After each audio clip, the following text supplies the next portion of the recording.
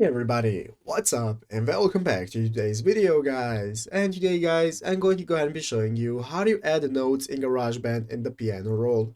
This is a very simple thing to do, so make sure to watch this quick and easy video till the very end and follow my steps correctly, so you can make sure that this works the same for you and you can do this yourself. But yeah guys, let's get straight into it.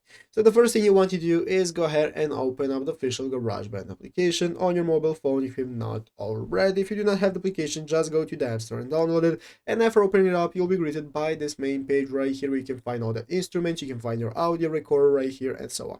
So let's go ahead and see how we can get started with adding notes to our piano roll. So the first thing we're going to do is open up our keyboard option. So let's scroll until we find the keyboard. Here you can go and select what kind of piano you want to play. Under more sounds, as you can see here, you can get started with selecting the keyboards you want to play. So I'm going to select the classic keyboard, and now this is going to open up this new menu, which is the recording menu, where we can get started recording, and we can use the big red circle at the top of the screen to get started recording and playing our song.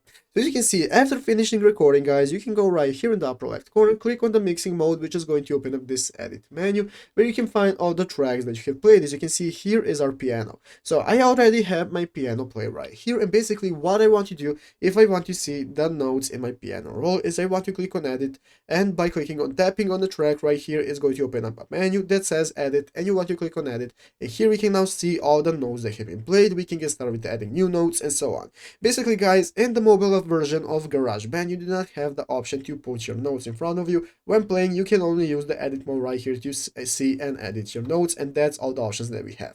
But yeah guys, basically that is how to do it. So I hope this video was helpful. If it was, make sure to leave a like, subscribe to the channel. So guys, thanks for watching, take care, and bye.